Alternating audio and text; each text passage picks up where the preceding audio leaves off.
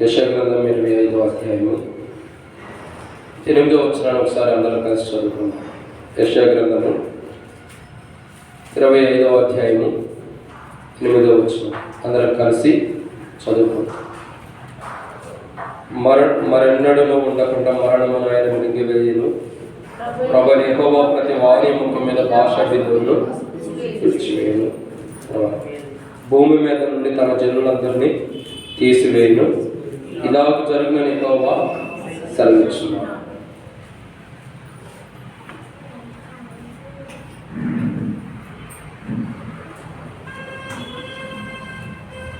రండి, ప్రభు యొక్క వాక్యాన్ని ఆరాధన ప్రవేశించే మరొకసారి చదువుకుందాం.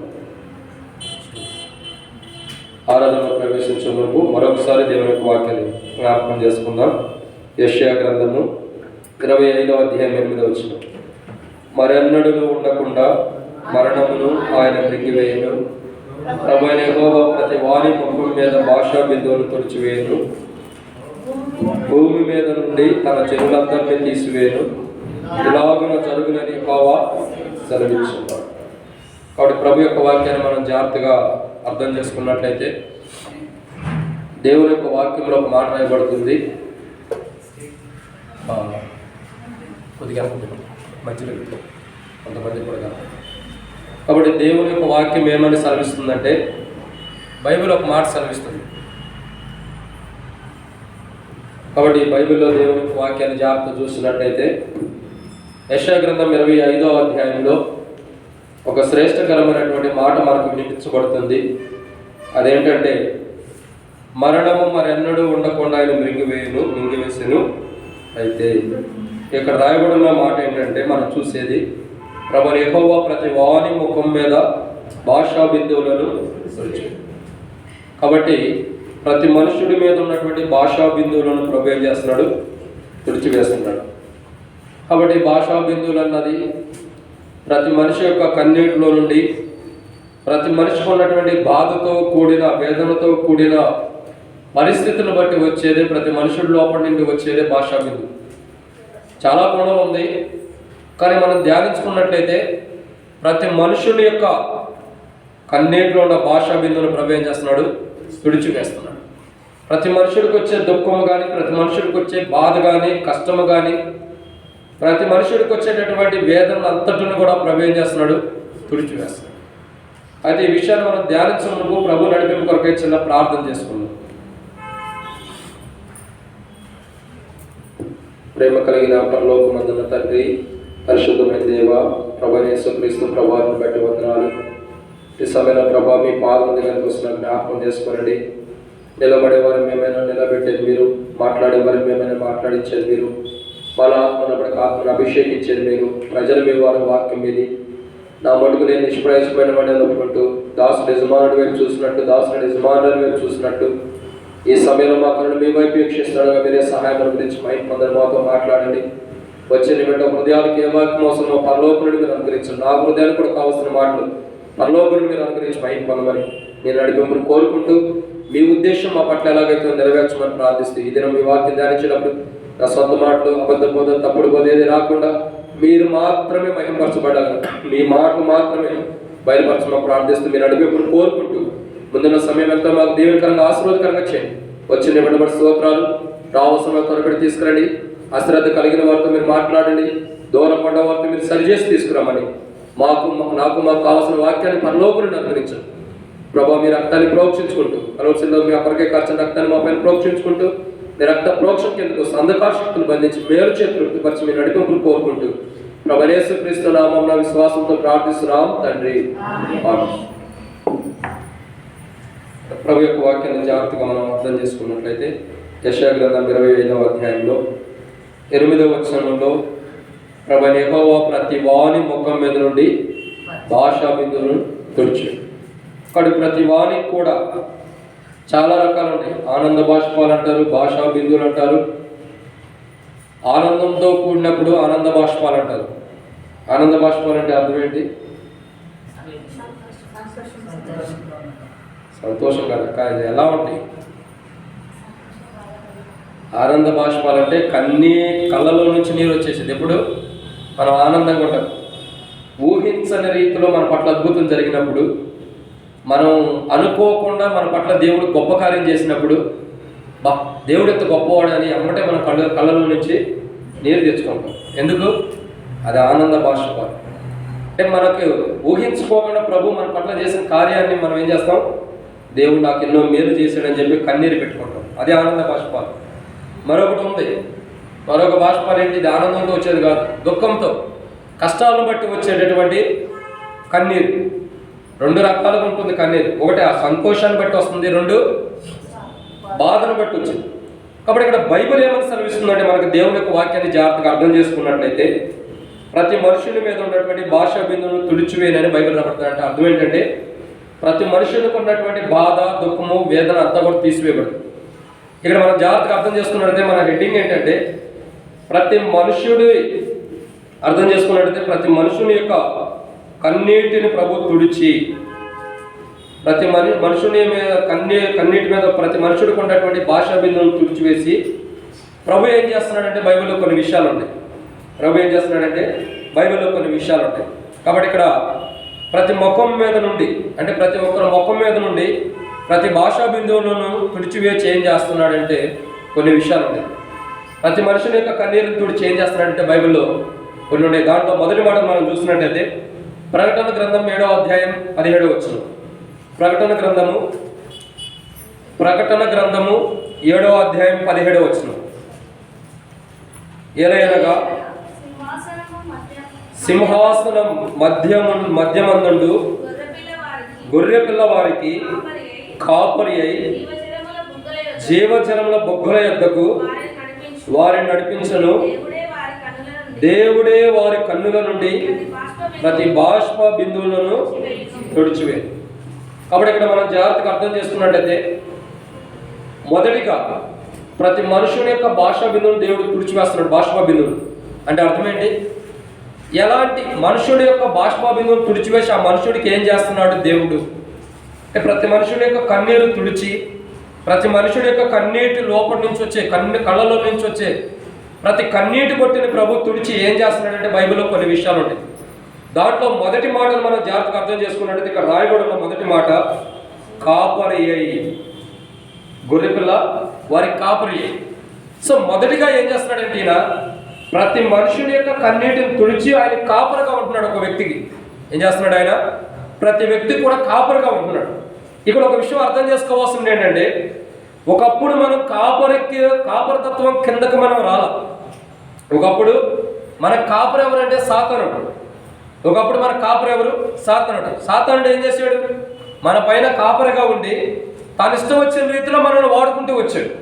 మనల్ని ఎలా కావాలంటే ఎలా జీవించాలంటే ఎలా వెళ్ళాలంటే ఎలా వాడికి ఇష్టమైన రీతిలో మనం నడిపించిన వాడుకున్నాడు సాతాను. అయితే బైబిల్ ఏమైనా హెచ్చరిస్తుందంటే, యేసుక్రీస్తు ప్రభువారు కాపరిగా ఉన్నాడు. కాపరిగా ఉండి ఏం చేస్తున్నాడు అంటే, మొదటిగా ప్రతి మనుషుని యొక్క భాషా బిందువును తుడిచి ఆ వ్యక్తి కాపరిగా ఉంటున్నాడు. కాపరిగా ఉండి ఏం చేస్తున్నాడంటే, యోహాను సువార్తలో రాయబడుతూ వచ్చింది. బైబిల్లో చూసినట్టయితే నేను మంచి కాపరిని ఉందా లేదా? మంచి కాపరి ఏం చేస్తాడు? గొర్రెల కొరకు ప్రాణం పెడుతున్నాడు. సో మంచి కాపరి కాబట్టే గొర్రెల కొరకు ప్రాణం పెడుతున్నాడు. మంచి కాపరి కానివాడు ఏం చేస్తాడు? విడిచిపెట్టి వెళ్ళిపోతాడు. ఎందుకంటే ఉండడు. ఎందుకంటే ఇక్కడ యేసు ప్రభువు ఏమంటాడంటే, నేను గొర్రెలకు మంచి కాపరిని. మంచి కాపరి గొర్రెల కొరకు ప్రాణం పెడుతున్నాడు. సో యేసుక్రీస్తు ప్రభువారు మన కళ్ళల్లో ఉన్న ప్రతి భాషా బిందువును తుడిచివేసి మనకు ఆయన కాపరిగా ఉండి ఏం చేస్తున్నాడంటే, మనకేం చేస్తున్నాడు? మనకి కాపరిగా ఉండి, మంచి కాపరిగా ఉండి మన కొరకు ప్రాణం పెడుతున్నాడు. సో ఈ లోకంలో ఎవరు కూడా మన కొరకు ప్రాణం పెట్టి అంత త్యాగం చేయరు, అంత ప్రయోగం కూడా చేయరు. కానీ యేసుక్రీస్తు ప్రభువారు చూడండి, యేసు ప్రభువారికి అసలు ఏమంత అవసరం ఉందని మన కళ్ళల్లో నీళ్ళు తుడిచి మనకు కాపరి ఉండాల్సినంత అవసరం ఆయనకి ఏంటి? మనం ఆయనకి ఏమైనా ఇస్తున్నామా? ఆయన కొరకు ఏమైనా చేసామా? ఆయన కొరకు మనం ఏమైనా త్యాగాలు ఏమైనా చేసి వచ్చామా? ఏమీ లేదే. మనం ఆయన కొరకు ఏ త్యాగం చేయకపోయినా, ఏ పని చేయకపోయినా, ఆయన కొరకంటే మనం ఏమీ చేయలేకపోయినా ఆయన ఎందుకు మనల్ని మన కొరకే మన కళ్ళల్లో ఉన్న కన్నీటిని తుడిచి మనకెందుకు కాపరిగా ఉంటున్నాడు? కాపరిగా ఉండి మన కొరకు ఎందుకు ప్రాణం పెడుతున్నాడు? మంచి కాపరి గొర్రెల కొరకు ప్రాణం పెడతాడు అంటాడు కదా. ఎందుకు ప్రాణం పెడుతున్నాడంటే ఇది యేసుక్రీస్తు ప్రభువారి యొక్క ప్రేమ, అంతే. ఆయనకి ఏమంత అవసరం అంటే మనం ప్రేమిస్తున్నాడు, ఇంకా అందుకోసమే చేస్తున్నాడు. కాబట్టి ఏ వ్యక్తి అయితే యేసు ప్రభువారి యొక్క ప్రేమను గుర్తెరిగి ప్రధానమైన కాపరి నాకుండి నన్ను కాపాడుతున్నాడు, నాకు ప్రధానమైన కాపరికుండి నాకు రావాల్సిన మరణాన్ని ఆయన తప్పించి ఆయన మరణాన్ని అనుగ్రహించి ఆయన మరణాన్ని పొంది నా మీదకు వస్తున్న మరణాన్ని తప్పించాడని ఎప్పుడైతే మనం నమ్ముతామో అప్పుడు మనం హృదయమార ప్రభుని ఆరాధించగలుగుతాం.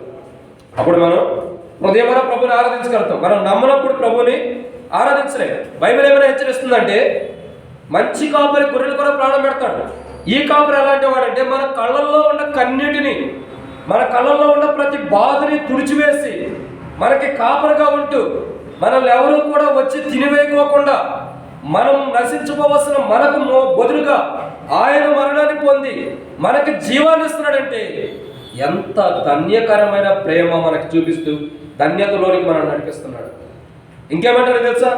యోహాను సువార్త ఇక్కడ రాయబడిన మాట 10వ అధ్యాయంలో ఒక మాట రాయబడుతూ వచ్చింది.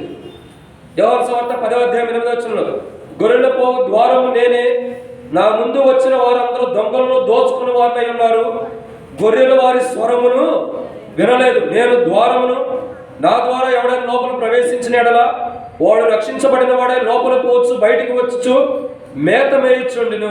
ఇంకేమంటాడు? దొంగతనమును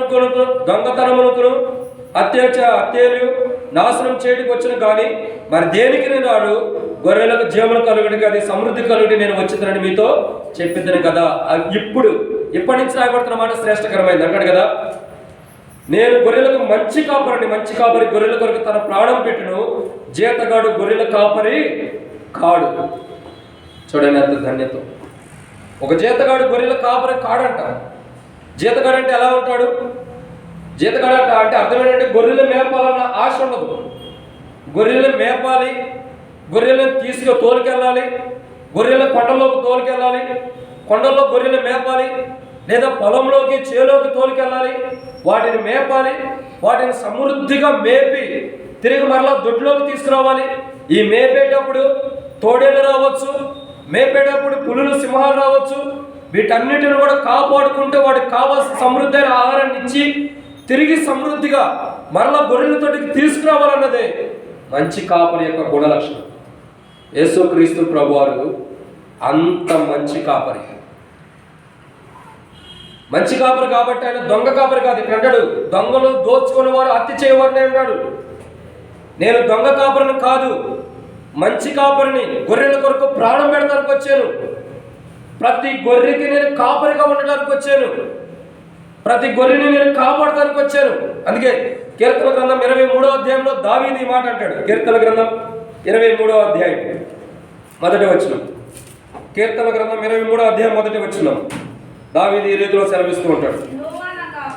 యెహోవా నా కాపరి, నాకు లేమి కలగదు, పచ్చిగల చోట్ల ఆయన నన్ను పరుగులు చేయుచున్నాడు. చలక. కాబట్టి ఇక్కడ మనం జాగ్రత్తగా చూసినట్లయితే మంచి కాపరి ఎవరు? యేసుక్రీస్తు ప్రభువు. సో మంచి కాపరి మనకు రావచ్చు. ఇక్కడ యెహోవా అని రాస్తుంది కదా, తండ్రి కుమార పరిశుద్ధాత్మ త్రియేకమై ఉన్నారు, ముగ్గురు ఒకటే.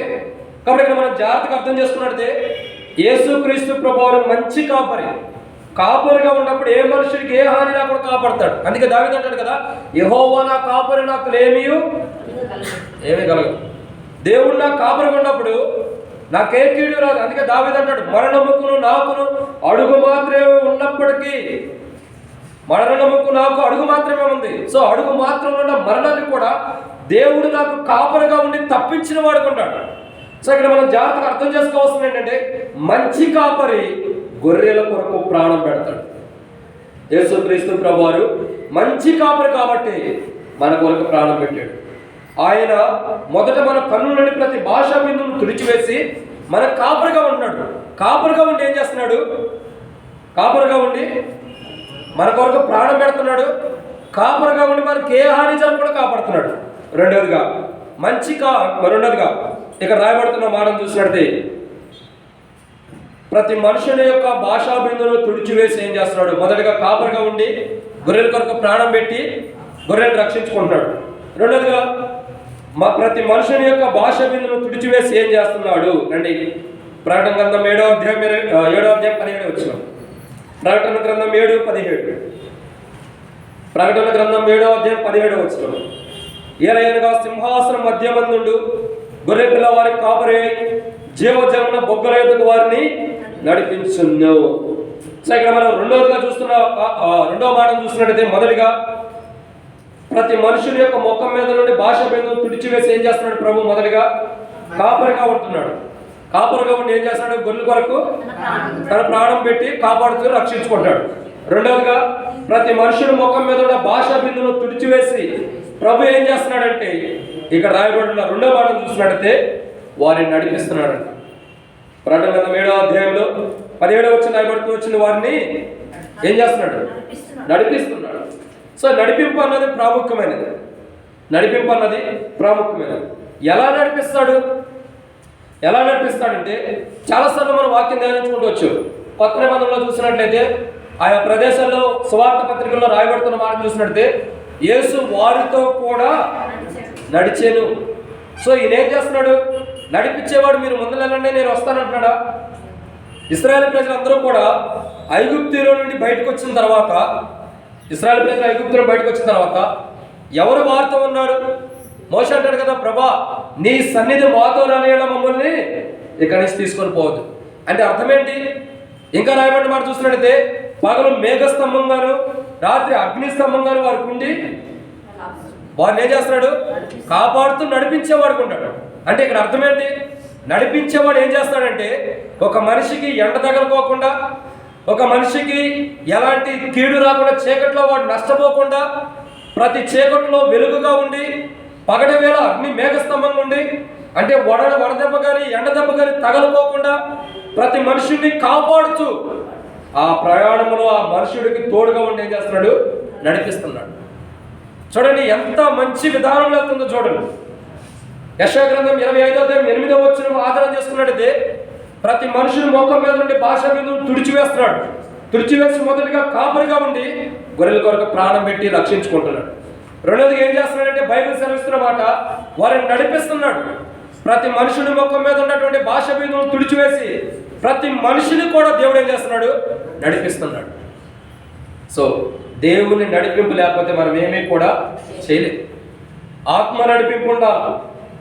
ఆత్మలో కూడా ప్రార్థన చేసేటప్పుడు, వాక్యం ధ్యానించేటప్పుడు, వాక్యం వినేటప్పుడు కానీ ఏదైనా స్వార్థ చెప్పేటప్పుడు దేవుని యొక్క ఆత్మ నడిపింపు లేకపోతే నాలోనే ఆత్మ నడిపింపు లేదనుకో మీరు ఏమనుకుంటారు? ఈ బ్రదర్ ఏదో ఒత్తుగా చెబుతున్నాడు, నడిపింపు లేదు, వేస్ట్ ఏం చెప్పిన మాటలన్నీ కూడా అసలు ఏం అర్థం కావట్లేదు, ఏదో చెప్పాలని చెప్పుకుంటున్నాడు, ఏం చెబుతున్నాడో ఆయనకి అర్థం కావట్లేదు అంటారు. అనరా? ఏం చెబుతున్నాడో ఆయనకి అర్థం కావట్లేదు అంటారు కొంతమంది. అంటారో లేదండి మీ మనసులో ఉంది. చాలామంది అంటారు ఏం చెబుతున్నాడు అసలు ఆయనకన్నా అర్థమవుతుందా? ఏం చెబుతున్నాడు? ఎందుకు ఈ మాట అంటారు? ఆత్మ నడిపింపు లేనప్పుడు ఏం చెబుతున్నాడు అని ప్రశ్న వచ్చింది. ఆత్మ నడిపింపు లేనప్పుడు, ఇంకా ప్రజలకి మార్గంలో ముందుండి నడిపించలేనప్పుడు ప్రజలకి చూడండి, గొర్రెలకి ఒక కాపరి ఉంటాడు. ఆ కాపరి ఏం చేస్తాడు? గొర్రెలను ముందర తోలి వెనక నడుచుకుంటూ వెళ్తాడు కదా. కాపరి ఏం చేస్తాడు? గొర్రెలకు కొద్దిగా జరగక్క, మీరు అంత ఇబ్బంది పడుతుంది దానికి జరగండి, అది సరిపోయింది. ముందు బెంచీల్లో ఉన్న వాళ్ళకి ప్రశ్నలు ఎక్కువ ఉంటుంది, వెనక్కి వెళ్ళొద్దు మరి. కాబట్టి గుర్తుంచుకోవాల్సింది ఏంటంటే కాపరి ఏం చేస్తాడు? మొదలుగా ఉండి కాపరికి ఏం చేస్తాడు? గొర్రెల్ని ముందర తోలేసి వెనకుండా ఏం చేస్తాడు? నడిపిస్తాడు. వెనకుండా నడిపిస్తాడు. మరి వెనకుండా నడిపిస్తాడు అంటారు. కాబట్టి కాపరి ఏం చేస్తాడంటే ముందర ఉంటాడు. కాపరి మొదటిగా ప్రాణం పెట్టేవాడు ఉంటాడు. అవసరమైతే రక్షిస్తాడు. తోడేళ్ల నుండి ఇంకా పులుల సింహాల నుండి గొర్రెలను రక్షించుకుంటాడు. ఇది మొదటి ప్రాధాన్యత. రక్షించి ప్రతి మనుషుని ముఖం మీద భాష మీద తుడుస్తున్నాడు. రెండోదిగా ప్రతి మనుషుని ముఖం మీద ఉన్న భాష మీద తుడిచి అతను నడిపించేవాడు ఉంటాడు. నడిపించడం ఎలా నడిపిస్తున్నాడు? ముందుంటున్నాడు. ఆయన ఎలా ఉంటున్నాడు? ముందు నుండి నడిపిస్తున్నాడు. ప్రతిదానికి ముందుంటాడు. మీకు గుర్తుందో లేదో యేసుక్రీస్తు ప్రభువారు మనకంటే ముందున మరణించిన వాడుకుంటాడు. యేసుక్రీస్తు ప్రభువారు మనకంటే ముందుగా పాపం నిమిత్తమై సిలువైబడిన వాడుకుంటాడు. యేసుక్రీస్తు ప్రభువారు మనకంటే ముందుగా ఒక పాపి కొరకు క్రైదనాన్ని చెల్లించిన వాడుకుంటాడు. యేసుక్రీస్తు ప్రభువారు మనకంటే ముందుగా ఉండి ఏం చేస్తున్నాడు? మనల్ని నడిపిస్తున్నాడు. అంటే అర్థం ఏంటి? ఎవరు ముందు ఉన్నారు? ఎవరు ముందు నడుస్తున్నారు? ప్రభువే ముందుండి నడుస్తున్నాడు. అందుకే రాయబడుతూ వచ్చింది ప్రకటన గ్రంథం 7:17 వారి ముందు నడిపిస్తున్నాడు, వారిని నడిపించేవాడు ఉన్నాడు. ప్రతి వ్యక్తి యొక్క జీవితాన్ని ముందుండి అగ్నిస్తంభంగా, మేఘస్తంభంగా, గొర్రెల కాపరిగా ముందున్న వ్యక్తికి ఎలాంటి అపాయాలు, ఎలాంటి కీళ్ళు, ఎలాంటి ప్రమాదాలు వచ్చినా వాటన్నిటిని జయించుకుంటూ గొర్రెల్ని ఏం చేస్తాడు? దొడ్లోకి తోలుకుని వచ్చేవాడు ఉంటాడు. ఆ గొర్రెల్ని విడిచిపెట్టుకోకుండా గొర్రెలు ఏం చేస్తాడు? తోలుకుని వచ్చేవాడు ఉంటాడు. కాబట్టి ఇక్కడ బైబిల్ ఏమైనా సర్వీస్తుందంటే ప్రతి మనుషుడి మీద ఉన్నటువంటి ముఖం మీద ఉన్న భాషా బిందువును తుడిచివేసి మొదటిగా ప్రభు ఏం చేస్తున్నాడంటే కాపరిగా ఉండి గొర్రెల కొరకు ప్రాణం పెట్టి రక్షించుకుంటున్నాడు గొర్రెల్ని. రెండోదిగా ప్రతి మనుషుడి ముఖం మీద భాషా బిందువులు తుడిచివేసి ఏం చేస్తున్నాడంటే నడిపించేవాడు ఉంటాడు. నడిపించేవాడికి ఏం జరుగుతుంది? ముంగట ఎలాంటి ప్రమాదాలుండా, ఎలాంటి కీడులుండా, లోయలుండా, పర్వతాలుండా, అగ్ని ఉండా, ఏదున్నా సరే మొదటి వ్యక్తి మొదటి నుండి అతను నడిపిస్తున్నాడు. కాబట్టి వెనకుండా గొర్రెలు ఏం చేస్తున్నాడు? కాపాడుకుంటున్నాడు. ఆ కాపరి ఎలా వెళ్తున్నాడు? గొర్రెలు కూడా ఆ మార్గంలో వెళ్తేనే ఆ గొర్రెలు ఏమవుతున్నాయి? కాపాడబడుతున్నాయి. ఇప్పుడు చూడండి, గొర్రెలన్నీ వెళ్తున్నాయి. ఒక గొర్రె తప్పుకుపోయింది అనుకో, ఏమైంది? గొర్రె తప్పుకుపోయిన గొర్రె ఎక్కడో చిక్కబడుతుంది. తర్వాత ఏదో ఒక మృగము కానీ, తోడేళ్ళు కానీ ఏదో ఒకటి వచ్చి ఏం చేస్తాయి? ఆ గొర్రెని తినేస్తాయి. సో కాపరితో ఉండి నడిచే గొర్రెలకి ఏమవుతుందంటే కాపరి ద్వారా నడిపింపబడుతున్న గొర్రెలు కాపాడబడుతున్నాయి. ప్రధాన కాపరి అంటే ఎవరంటే యేసుక్రీస్తు ప్రభువు. మనమందరం కూడా ఆయనలో ఉండి ఆయన ముందర వెళ్ళటం ద్వారా, ఆయనతో పాటు మనం నడవటం ద్వారా ఏం చేయబడుతుంది? మనమందరం కూడా కాపాడబడుతున్నాం. యేసు ప్రభువు మనకు ముందుండి నడిపించబడటం ద్వారా, యేసు ప్రభువు మనకు ముందుండి వెళ్ళటం ద్వారా ఏం చేయబడుతున్నాం? మనం కూడా నడిపించబడుతున్నాం. తర్వాత మనం కాపాడబడి వరకు ఉంటాం. అందుకే ప్రభు అంటాడు కదా, అన్నిటిలోనూ మొదటి ప్రభు ఉంటాడు, పాపంలో తప్ప. మనమేమో యేసుక్రీస్తు ప్రభు అన్నిటిలో మొదట ఉంటాడు, పాపంలో ఉంటాడు. మనమేమో అన్నిట్లో వెనకాల ఉంటాం, పాపంలో ముందు ఉంటాం. మనకే యేసు ప్రభు వారికి చాలా డిఫరెంట్ ఉంటుంది. ఇంటూ మార్క్ వేసుకోవచ్చు. ఆయన అన్నిట్లో ముందు ఉంటాడు, పాపంలో వెనుకుంటాడు. మనం అన్నిట్లో వెనుకుంటాం, పాపంలో ముందు ఉంటాం. అది వాస్తవమే. కాబట్టి యేసు ప్రభు వారు ఒక మాట అంటాడు, మీలో మొదట పాపం చేయని వాడు రాయేయమంటే అందరూ ఎక్కడికి వెళ్తున్నారు? ముందరికి వెళ్తున్నారా, వెనక్కి వెళ్తున్నారా? అంటే అర్థం ఏంటి? మేమందరం పాపంలోనే ఉంటాం. మరి పాపం లేకుండా ఉండారా? అందరూ పాపంలోనే ఉంటారు. మరి పాపం చేయకోకుండా, పాపం లేకుండా లేదు, అందరూ పాపంలో జీవిస్తున్నారు. కాబట్టి ఇక్కడ కాపరి ఎలాంటి వాడంటే మొదటిగా గొర్రెల కొరకు ప్రాణం పెట్టి కాపాడుతున్నాడు, రక్షిస్తున్నాడు. రెండోదిగా ప్రతి మనుషుని యొక్క భాషా బిందువును తుడిచివేసి ప్రభు ఏం చేస్తున్నాడంటే నడిపించేవాడు. మనం ఎక్కడికి వెళ్ళాలో, ఏ మార్గంలో ఉండాలో, మనం ఏ రాజ్యానికి చేరాలో ఆ రాజ్యానికి మనం ఏం చేస్తున్నాడు? మనకు ముందుండి నడిపిస్తున్నాడు. మనకు ముందుండి ఇశ్రాయేలు సైన్యాన్ని ముందుండి ఎలా నడిపించాడు, మనకు కూడా అలా ముందుండి నడిపించేవాడు ఉన్నాడు. ఇది రెండో మాట. మూడోదిగా ప్రతి మనుషుని యొక్క ముఖం మీద నుండి భాషా బిందువును తుడిచివేసి ప్రభు ఏం చేస్తున్నాడు? రండి, ప్రకటన గ్రంథము 21వ అధ్యాయం 4వ వచనం. ప్రకటన గ్రంథం 21వ అధ్యాయం 4వ వచనం. ఆయన వారి కన్నుల నుండి ప్రతి భాషా బిందువును తుడిచివేయను, మరణం ఎక్కువ ఉండదు, దుఃఖమైనను, ఏడుపైనను. చాలా. కాబట్టి ఇక్కడ మనం మూడోదిగా చూస్తున్నట్టయితే మొదటిగా ప్రతి మనుషుని ముఖం మీద భాషా బిందువును తుడిచివేసి ప్రభు ఏం చేస్తున్నాడు? మంచి కాపరిగా ఉండి గొర్రెల కొరకు ప్రాణం పెట్టి రక్షించుకుంటాడు. రెండు, వారికి ముందుండి నడిపిస్తున్నాడు. ఎందుకు? ఎప్పుడు? వారి కన్నుల మీద భాషా బిందువును తుడిచివేసి వారికి ముందుండి నడిపిస్తున్నాడు. ఇక మూడోదిగా చూస్తున్నట్టయితే ప్రతి మనుషు ముఖం మీద నుండి భాషా బిందువును తుడిచివేసి మూడోదిగా ప్రభు ఏం చేస్తున్నాడంటే దుఃఖం అనేది తీసేస్తున్నాడు. ఏం చేస్తున్నాడు? దుఃఖం. ప్రకటన గ్రంథం 21వ అధ్యాయం 4వ వచనంలో ప్రతి బాష్ప బిందువును తుడిచివేయను, మరణం ఎక్కువ ఉండదు, దుఃఖమైనను. సో ఏం తీసేస్తున్నాడు? దుఃఖాన్ని తీసేస్తున్నాడు. దుఃఖం అంటే అర్థం ఏంటి?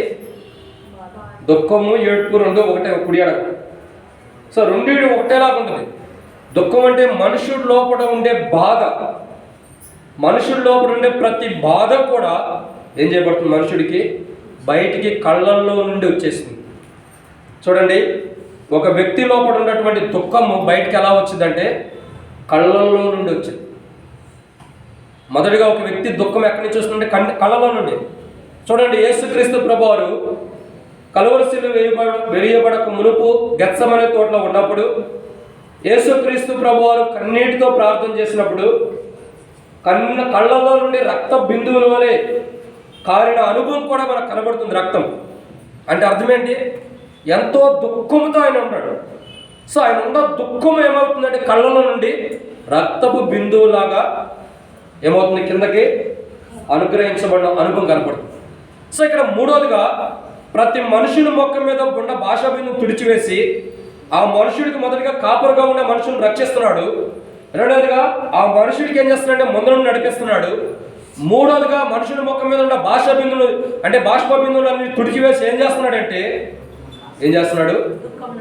దుఃఖాన్ని తీసివేస్తున్నాడు.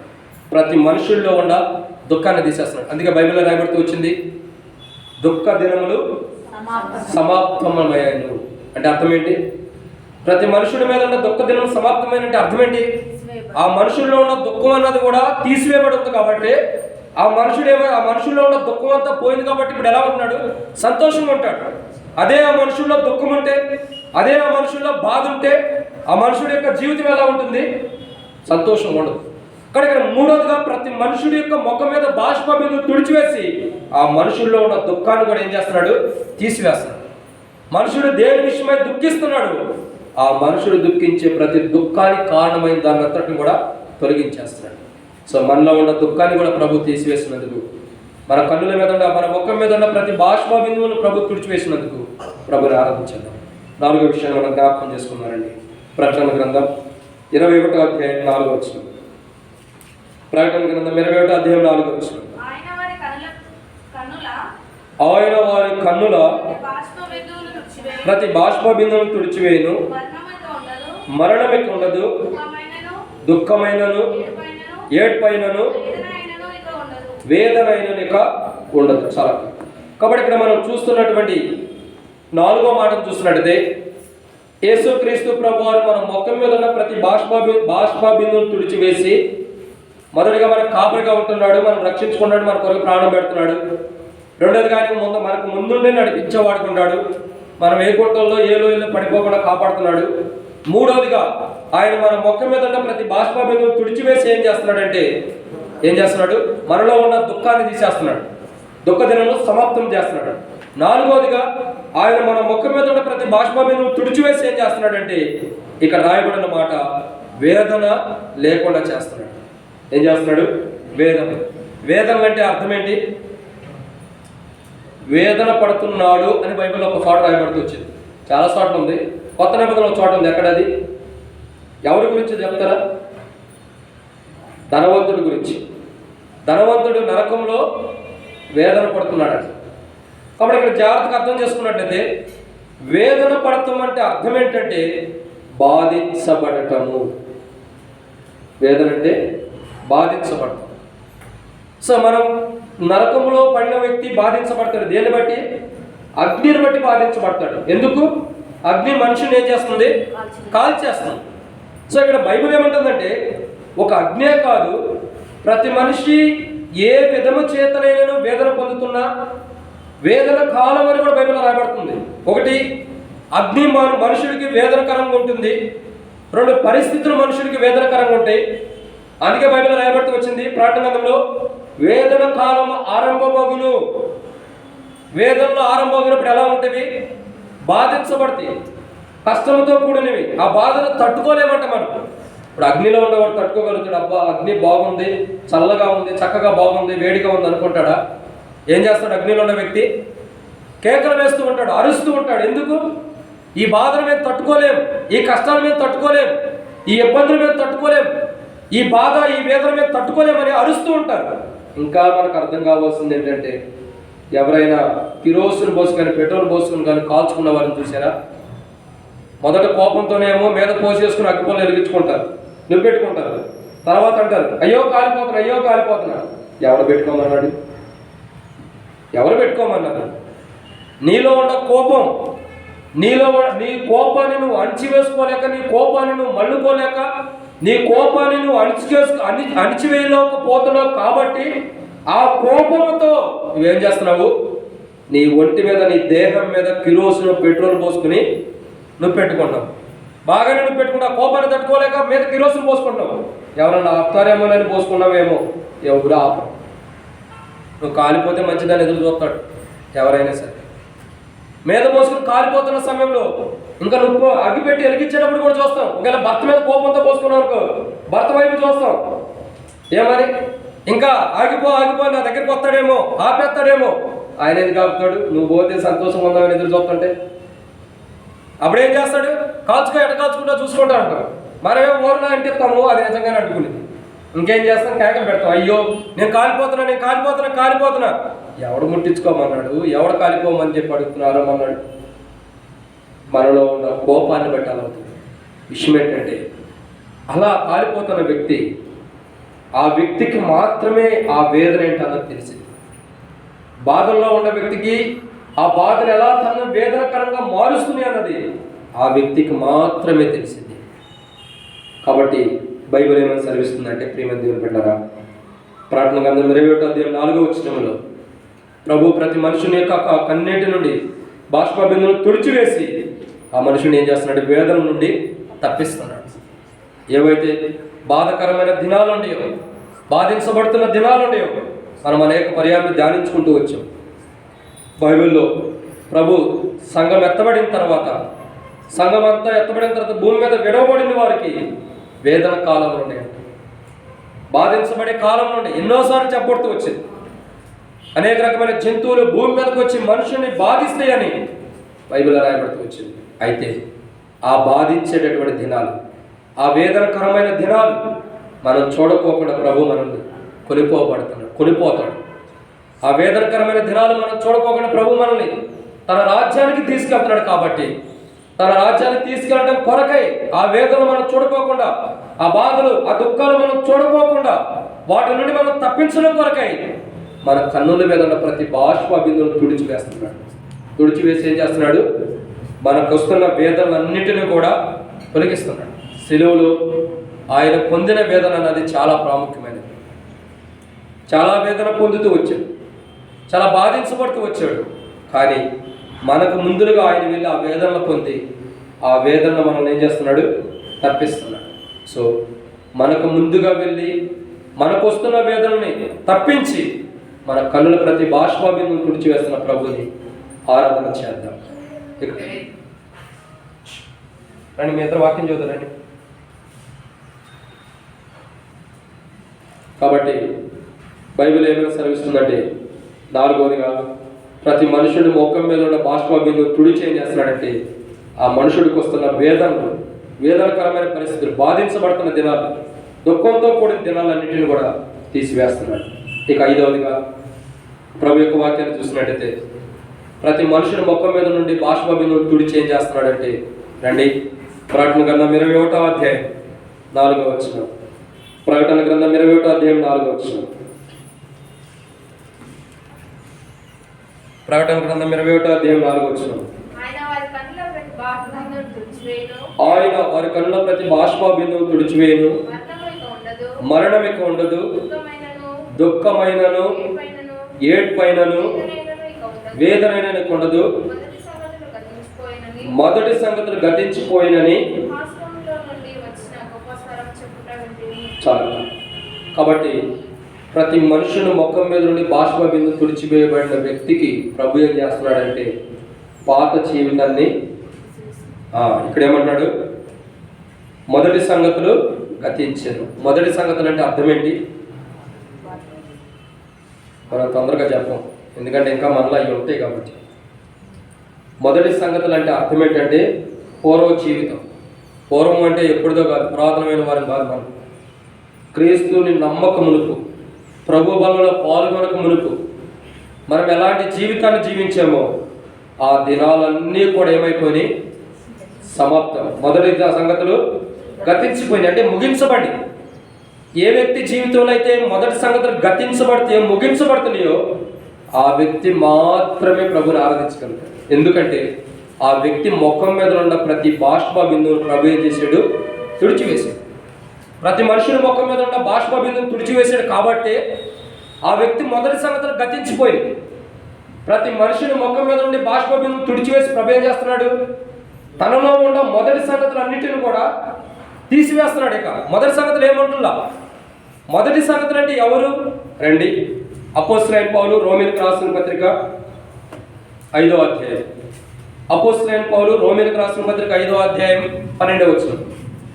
అపోస్తలుడైన పౌలు రోమీయులకు రాసిన పత్రిక 5వ అధ్యాయం 12వ వచనం. ఇట్లుండగా ఒక మనుషుని ద్వారా పాపమును, పాపము ద్వారా మరణమును లోకములు ఎలాగో ప్రవేశించెనో. చాలా కాబట్టి మొదటి సంగతులు అంటే అర్థం ఏంటంటే, మొదటి సంగతులు పాపంతో కూడింది. ఈ పాపం ఎవరి ద్వారా వచ్చింది, ఆదాము.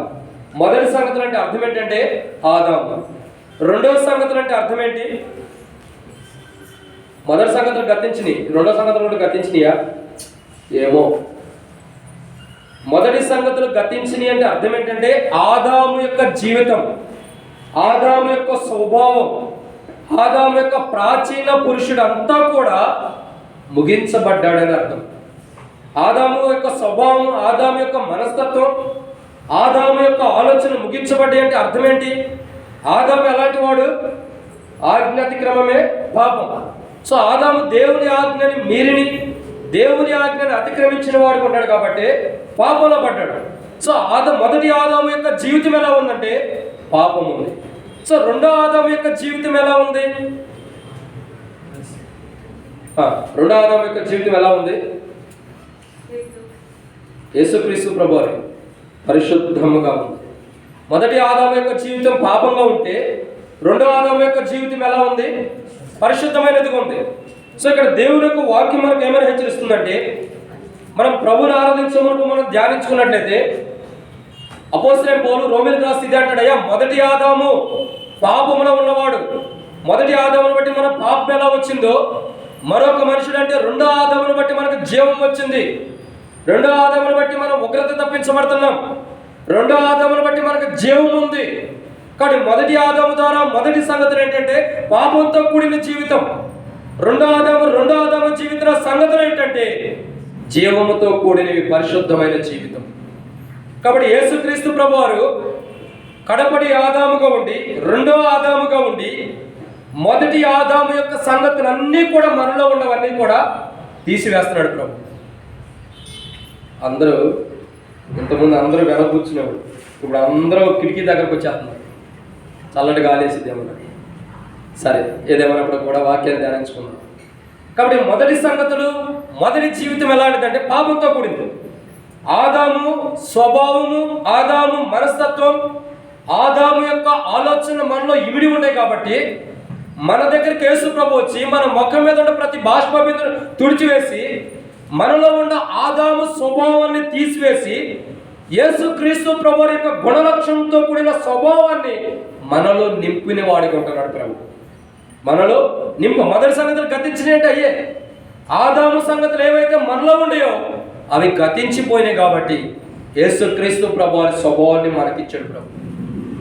మొదటి సంగతులు గతించి రెండో సంగతులు మనకు ఆరంభించబడి, బైబిల్లో రాయబడిన మొదటిది ఆరంభంలో ఉండే ప్రతిదీ కూడా ముగించబడిన అనుభవం కనబడుతుంది. ఆరంభంలో మనకి ఇవ్వబడినటువంటి ధర్మశాస్త్రాన్ని ప్రభు ముగించి నూతనమైన రెండో వాగ్దానాన్ని ప్రభు ఇచ్చిన వాడికి ఉన్నాడు. మొదట దేవుడిచ్చినటువంటి ఆజ్ఞలన్నింటినీ కూడా ముగించబడి, మొదటి సంగతులు మొదటి ఆజ్ఞలన్నీ ముగించబడి రెండో సంగతులన్నీ కూడా ఆరంభించబడుతున్నాయి.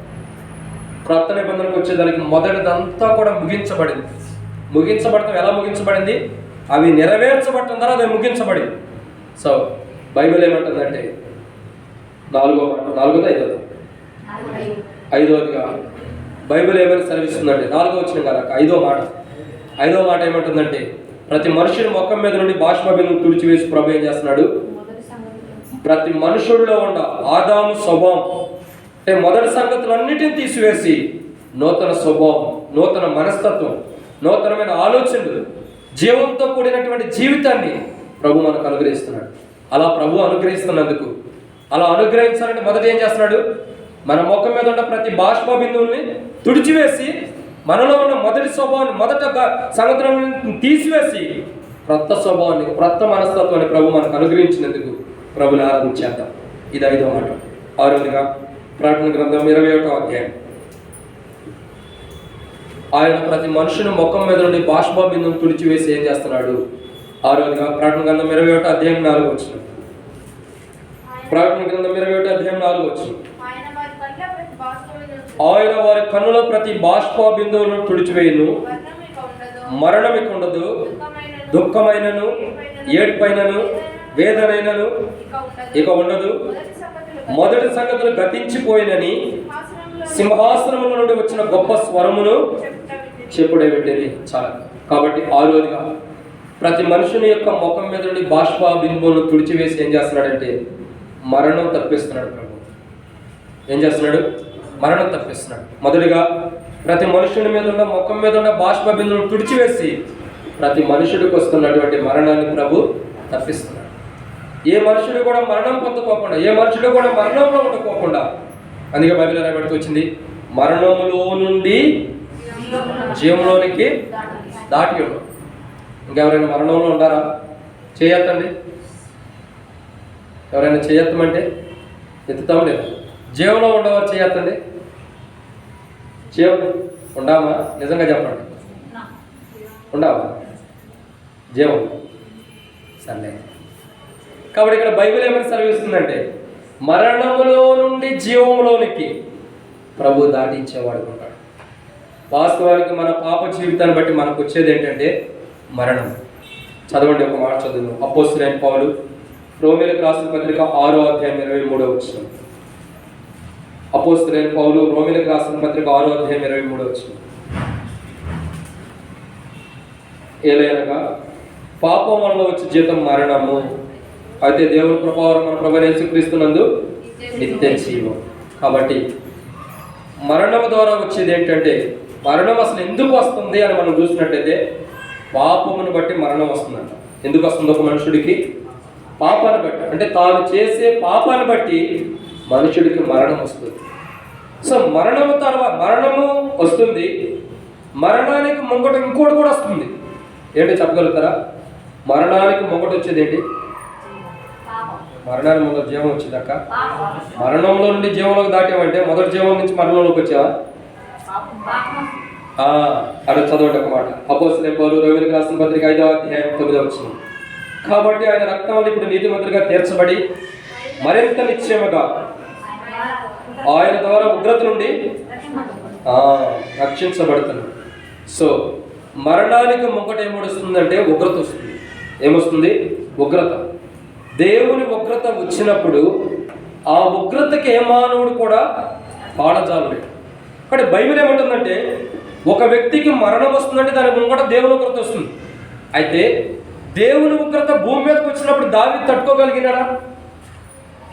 దావీదు ఉన్న సమయంలో దేవుని ఉగ్రత భూమి మీదకి వచ్చినప్పుడు దావీదు తట్టుకోలేకపోయాడు. ఆ భయంకరమైన దేవుని ఉగ్రతని తట్టుకోలేని పరిస్థితులు దావీదు జీవితంలో కనబడుతున్నాయి. కానీ ఇక్కడ ఏమంటుందంటే ఒక మనుషుడు మరణం కాకముందు ఆ మనుషుడికి ఉగ్రత వస్తుంది. ఆ ఉగ్రతలో మనుషుడు తట్టుకోలేడు. సో తట్టుకోలేని ఉగ్రత మనుషుడికి రావకుండా మనుషుడు మరణం పొందుతున్నాడు. కాబట్టి ఈ ఉగ్రతని, ఈ మనుషుడి మీదకి వస్తున్న ప్రతి ఉగ్రత అంతా కూడా యేసుక్రీస్తు ప్రభువుని మీదకి మళ్లించబడింది. అందుకే యెషయా గ్రంథం 53వ అధ్యాయంలో ఒక మాట రాయబడుతూ వచ్చింది.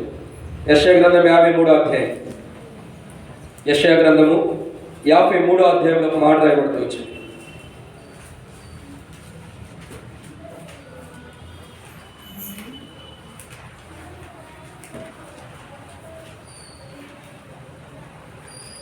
యెషయా గ్రంథం 53వ అధ్యాయము 10-11 వచనాలు.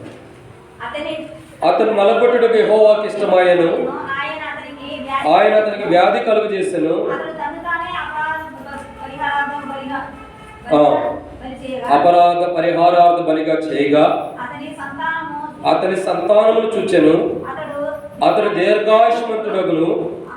యెహోవా ఉద్దేశం అతని వల్ల సఫలమగును. అతడు తనకు కలిగిన వేదనను చూచి తృప్తి నొందును.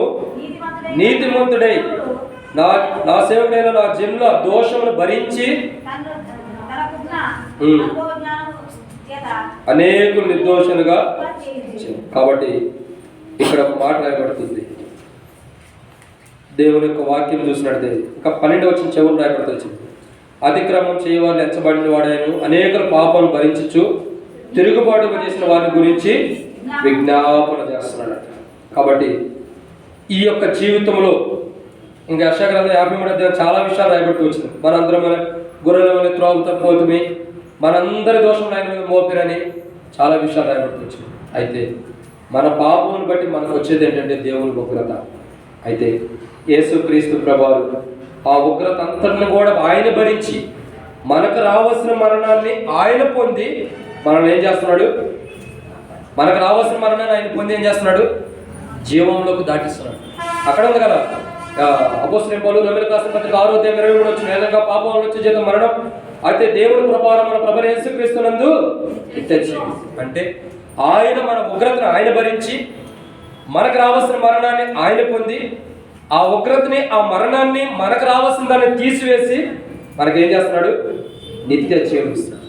సో కాబట్టి మన యొక్క జీవితాల్లో ప్రతి మనుషుని యొక్క బాష్ప బిందును ఆయన తుడిచివేసి ఆరోదిగా మరణము లేకుండా మనుషుల్ని కాపాడేవాడు ఉంటాడు. ఏం చేస్తున్నాడు? మరణం లేకుండా మనుషుడికి జీవాన్ని ఇస్తున్నాడు. మన కన్నుల మీద ఉన్న ప్రతి బాష్ప బిందువును ప్రభు తుడిచివేసి మనకు వస్తున్న మరణాన్ని కూడా ప్రభు తొలగించి మనల్ని జీవంలోకి నడిపించినందుకు ప్రభుని ఆరాధన చేద్దాం. 7వ విషయాన్ని మనం చూసుకుని ఆరాధన ప్రవేశిద్దాం. రండి, యెషయా గ్రంథం క్షమించండి ప్రకటన గ్రంథం 7వ అధ్యాయం 17 వచనం. ప్రకటన గ్రంథం 7వ అధ్యాయం 17 వచనం. ఏలయనగా సింహాసన మధ్యమందుండు గొర్రెపిల్ల వారి కాపరి అయి జీవజలముల బుగ్గల యొద్దకు వారిని నడిపించును. దేవుడే వారి కన్నుల నుండి ప్రతి బాష్ప బిందువును తెచ్చు. కాబట్టి 7వదిగా ఇక్కడ రాయబడిన మాట ఏంటంటే జీవజలముల బుగ్గల యొద్దకు వారిని నడిపించు. కాబట్టి ప్రతి మనుషుని మీద మొక్కం మీద బాష్ప బిందువులు ప్రభు తుడిచివేసి ఏం చేస్తున్నాడంటే జీవజలముల బొగ్గల యొద్దకు నడిపిస్తున్నాడు. ఏం చేస్తున్నాడు? జీవజలముల బొగ్గల యొద్ద. జీవజలం బొగ్గల యొద్ద కంటే ఎప్పుడు ఒబకుచుండు నీటి లాంటిది. ఎప్పుడు ఒబకుచుండు నీటి లాంటిది. ఆ జలం ఏం చేస్తున్నాడు? జీవజలం బొగ్గల యొద్ద కంటే అది ఎప్పటికీ ఏం చేస్తుంది? వృద్ధి పొందుతూనే ఉంటుంది, ఆగిపోతుంది. ఇప్పుడు చూడండి, మీరు బావిలో నీళ్లు తోడుతూ ఉంటే బావిలో నీళ్లు అయిపోతాయా వస్తూనే ఉంటాయి? అట్లాగే జాగ్రత్త చెప్పండి కరెక్ట్గా. బావిలో నీళ్లు తోడుతాం, ఉంటాయా వస్తాయా? ఓట ఊరుతూనే ఉంటుంది, ఆరిపోదు. మనం ఎప్పుడైతే ఆ బావిని మట్టితో పూర్తి చేస్తామో అప్పుడు ఆ నీటి ఓట అన్నది ఆగిపోయింది. అప్పుడు దాకా ఏం చేసింది? మనం ఎన్ని బిందులు తోడుకున్నా ఎన్ని నీళ్లు తోడుకున్నా వస్తానే ఉంటాయి, ఆగిపోదు. యేసుక్రీస్తు ప్రభువారు నీటి బొగ్గ లాంటి వారు. ఈ బొగ్గ ఏంటంటే జీవజలం, జీవం. ఈ బొగ్గ ఏంటి? జీవం. ఆయనలో ఉన్నంత వరకే మనం ఎలా ఉంటాము? ఎప్పటికీ ఓట్లాగా ఊరుతూనే ఉంటాం. ఆయనలో లేకపోతే యేసుక్రీస్తు ప్రభు అనే బావిని మనం మూసేసుకుని కప్పి పెట్టుకుంటే ఏమైంది? మన్ను చేత మట్టి చేత కప్పి పెడితే ఏమైంది? నీటి ఓట బయటికి రాదు. మరలా దాన్ని ఆ మట్టి అంతటిని తవ్వితేనే ఆ ఓట బయటకు వచ్చింది. ఈ మట్టి ఏంటంటే మానవుని యొక్క శరీరం. అవునా కదా? బైబిల్ ఉంది. మనం ఎలా తయారు చేయబడ్డాం? మట్టితో. అంటే జీవజల పోటైన యేసుక్రీస్తు ప్రభువారిలో ఉంటూ ఆయనలో మనం వృద్ధి పొందకోకుండా మనలో మనం ఏం చేసుకుంటున్నాం? కప్పి పెట్టుకుని యేసు ప్రభువారిలో ఉండలేని జీవితాన్ని మనం జీవించేవారు ఉన్నాం. అయితే యేసు ప్రభువారి ఉద్దేశం ఏంటంటే ప్రతి మనుషుల్లో కూడా జీవం ఉండాలి, ప్రతి మనుషుడికి కూడా జీవించాలి. ఇప్పుడు మనం జీవించాలంటే మనకేం కావాలా? ఇప్పుడు మనం బ్రతికి ఉండాలి, ఎక్కువ రోజులు మనం జీవించాలంటే ఏం కావాలా? మొట్టమొదటి మనకు కావాల్సింది ఏంటంటే షుగర్ ఉండకూడదు, బీపీ ఉండకూడదు, గ్యాస్ ట్రబుల్ ఉండకూడదు. ఇవి ఉంటే తొందరగానే సర్దుకుంటాం, ఇల్లు సర్దుకుని పెట్టే సర్దుకుని వెళ్ళిపోతాం, అంతేనా? వీటికంటే ఒకటి అసలు మనం జీవించాలంటే మనకు కావాల్సింది ఏంటి? షుగర్ ఉండా, బీపీ ఉండా కొన్ని రోజులు జీవిస్తాం. అంటే ఆ బలహీనత ఉండే వాళ్ళని తప్పెట్టే అంటలేదు, క్షమించడం మిమ్మల్ని కాదు. కాబట్టి మనలో ఆ బలహీనతలు ఉండా జీవించాలంటే ఏం కావాలా? ఆహారం కావాలా, తర్వాత నీరు కావాలా. నీరు ఆహారం లేని మనం జీవిస్తామా? గాలి సంగతి పక్కన పెట్టండాక, గాలి ఎప్పుడు దేవుడు అడిగిన అడగకపోయినా ఎత్తాడు. ఇప్పుడు కావాల్సిన తినటానికి నేను అడుగుతుంది. మనలో జీవం ఉండాలంటే ఏం కావాలి? ఆహారం తిని ఉండాలి. గాలి ఎప్పటికి వచ్చేది రండి, ఆహారం ఎప్పుడు దొరికిద్దా? ఆహారం లేకపోయినా గాలి ఉంటుంది కదా, మరి అది దేవుడు ఇచ్చేది కాబట్టి దాని గురించి అవసరం. కానీ ఇక్కడ ఏం కావాలా? ఆహారం కావాలి, నీరు కావాలి. ఈ నీరు ఆహారం తినకపోతే ఎన్ని దినాలు జీవిస్తాము? కొన్ని దినాలు, ఒక 40 రోజులు, ఇంకా మా అయితే ఇంకా కొన్ని దినాలు జీవిస్తాం. అటు తర్వాత పరవాసిని జగమును ప్రభు అని పాట పాడతారు. ఎందుకు? అప్పటికి ఆల్రెడీ జీవం పోయింది, ఇక జీవం లేదు. కాబట్టి ఒక విషయం అర్థం చేసుకోవాల్సింది ఏంటంటే, ఒక మనుషుడు తినాలా, త్రాగాల. తిని త్రాగితేనే మనుషుల్లో జీవం ఉంటుంది. సో మనం కూడా మనకి మరణం లేకుండా జీవం ఇవ్వడం కొరకు యేసు ప్రభు తన రక్తాన్ని, తన శరీరాన్ని మన కొరకే ఇచ్చి, ఆ శరీరాన్ని తింటూ ఆ రక్తంలో పాల్గొంటే జీవం కలిగిన వారిగా చేయటం కొరకు ఆ శరీరాన్ని, ఆ రక్తాన్ని మన కొరకై సమర్పించుకున్న వాడు ఉన్నాడు. నీరు తాగితేనే బ్రతుకుతాం. యేసు ప్రభు యొక్క రక్తం మనం తాగితేనే బ్రతకగలుగుతాం. యేసు ప్రభు యొక్క శరీరం మనం తింటేనే, ఆహారం తింటేనే మనం జీవించగలుగుతాం. లేకపోతే జీవం. ఇది ఏ జీవం అంటే ఆత్మానుసారమైన జీవం. కాబట్టి మనలో ఆత్మానుసారమైన జీవాన్ని ప్రభు ఇవ్వటం కొరకు ఆయన ఏం చేస్తున్నాడు? మన ముఖం మీద ఉన్న ప్రతి బాష్ప బిందువుని తుడిచివేస్తున్నాడు. ప్రతి మనుషుల ముఖం మీద ఉన్న బాష్ప బిందువు తుడిచివేసి ఆ మనుషుడికి ఆత్మానుసారమైన జీవాన్ని ఇస్తున్నాడు. ఒకప్పుడు ఆత్మానుసారమైన జీవం లేదు. శరీరం మన్నును కప్పుకుంటూ శరీరాన్ని ధరించుకుని మనలో మన కొరకే ప్రాణం పెట్టిన క్రీస్తును మనం గుర్తెరగని స్థితిలో మనం జీవించి యేసు ప్రభు యొక్క గొప్పగా తెలుసుకోలేక ఎన్నోసార్లు ప్రభుని దుఃఖించి, బాధించి, గాయపరిచిన అనుభవం ఉన్నప్పటికీ ఇప్పుడు మనం జీవంలో ఉండవంటే అర్థం ఏంటంటే, ఇప్పుడు మన క్రీస్తులో ఉండవంటే కారణం ఏంటంటే, ఆ యేసు క్రీస్తు ప్రభువు మన మొక్క మీద ఉన్న ప్రతి బాష్ప బిందువుని తుడిచివేయటాన్ని బట్టి, మన మొక్క మీద ఉన్న ప్రతి బాష్ప బిందువుని తుడిచివేసి ఏం చేస్తున్నాడు? మనలో జీవాన్ని ఇస్తున్నాడు. ఒకప్పుడు మనలో జీవం లేదు, మనకేముంది? మరణం ఉంది. కానీ ఇప్పుడు మనలో జీవం ఉంచుతున్నాడు. ఆ జీవము పరలోకంలో కూడా మనం జీవించడానికి కొరకే ఆ జీవాన్ని ప్రభు ఇస్తున్నాడు. సో మనకి జీవాన్ని ఇస్తున్న ప్రభుని ఆరాధన చేద్దాం. కాబట్టి 7 విషయాలు చెప్పబడుతూ వచ్చింది. ప్రతి మనుషుల ముఖం మీద నుండి బాష్ప బిందువును తుడిచివేసి ప్రభు ఏం చేస్తున్నాడు? మొదటిగా ఆ వ్యక్తికి కాపరిగా ఉండి ఏం చేస్తున్నాడు? ప్రాణం పెట్టి ప్రతి వ్యక్తిని రక్షిస్తున్నాడు. 2, ఆయన ముందుండి నడిపిస్తున్నాడు. ఏ అపాయం ఏ కిడి రాకుండా ముందు నుండి ప్రతి మనుషుల మీద ఉన్న బాష్ప బిందువును తుడిచివేసి ముందు నడిపిస్తున్నాడు. 3, ప్రతి మనుషుల ముఖం మీద ఉన్న బాష్ప బిందువును తుడిచివేసి ఏం చేస్తున్నాడు? దుఃఖాన్ని తీసివేస్తున్నాడు, సమాప్తం చేస్తున్నాడు. 4, ప్రతి మనుషుల ముఖం మీద ఉన్న బాష్ప బిందువును తీసివేసి ఏం చేస్తున్నాడు? వేదన అంటే బాధకరమైన, బాధించవలసిన దినాలు కానీ, బాధపడుతున్న దినాలు కానీ, వేదన అంటే బాధతో కూడిన దినాలన్నీ కూడా తీసివేస్తున్నాడు. 5, ప్రతి మనుషుల మీద ముఖం మీద ఉన్న బాష్ప బిందువును తుడిచివేసి ఏం చేస్తున్నాడు? మొదటి అంటే ప్రాచీన స్వభావాన్ని తీసివేసి, అంటే పాత పురుషుని ఆదాము స్వభావాన్ని తీసివేసి నూతన సృష్టిగా చేస్తున్నాడు. ఇక 6, మనుషుల మీద ఉన్న ప్రతి ముఖం మీద ఉన్న బాష్ప బిందువును తుడిచివేసి ఏం చేస్తున్నాడు? మరణం లేకుండా చేస్తున్నాడు. అంటే మరణము లేకుండా మరణాన్ని తప్పించబడుకున్నాడు. ఇక 7వదిగా ప్రతి మనుషుల మీద ముఖం మీద ఉన్న బాష్ప బిందువును తుడిచివేసి ఏం చేస్తున్నాడు? జీవజలంలో బొగ్గ ఎద్దుకు నడిపిస్తున్నాడు. అంటే జీవజలంలో బొగ్గ అయిన ఓట ఎద్దుకు, అంటే ఆయనే జీవజలం, ఆయనలో మనం ఉంచుతున్నందుకు ప్రభుని ఆరాధించేద్దాం. మన ఆరాధనలో ప్రవేశించే వరకు